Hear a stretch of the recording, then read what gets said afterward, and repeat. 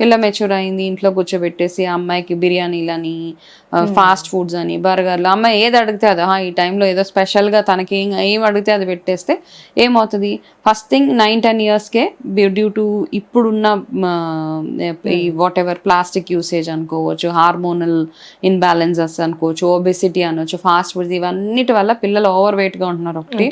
దానితో తొందరగా మెచ్యూరిటీ అయిపోతున్నారు. దాని తర్వాత 10 ఏళ్లకే ఇవన్నీ. ఆ టైంలో కూడా మనం ఏమేం చేయాలో అవి చేయకుండా మీరు అడ్డమైన గడ్డి ఆ టైంలో పెట్టేస్తే రాను డే 1 నుంచి పిల్లలకి పీరియడ్స్లో ఇష్యూస్ రావడము, పింపుల్స్ రావడము, వీక్నెస్ రావడము, ఇమ్యూనిటీ లో అయిపోవడము, ఇవన్నీ ఒక ఎత్తు అయితే మ్యారేజ్ అయిన తర్వాత పిల్లలు పుట్టకపోవడం, ఇవన్నీ ఒకదానికొకటి లింక్ అయి ఉన్నాయి అన్నమాట.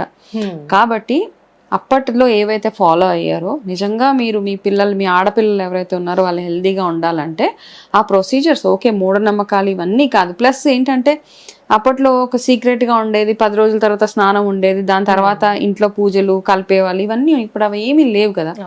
అమ్మాయి ఒకవేళ మెచ్యూరిటీ సైలెంట్, చెప్పరు ఎవరికి. ఓకే, చెప్పకుండా ఏదో వాళ్ళకి టైం ఉన్నప్పుడు ఒక ఫంక్షను, అందరికి వీలున్నప్పుడు టైం ఉన్నప్పుడు అవన్నీ అన్నమాట. సరే సైంటిఫిక్ పక్కన పెట్టేస్తే మామూలుగా కూడా ఒక అమ్మాయి ఏ టైంలో పెద్ద మనిషి అయింది ఆ టైం చూసేవాళ్ళు, దానికి రిలేటెడ్గా పూజలు అవి చేయించేవాళ్ళు. ఒకవేళ శాంతి పూజలు, దోషాలు ఏమైనా ఉంటే అవి ఏవి ఈ మధ్య మనం ఫాలో అవ్వట్లేదు.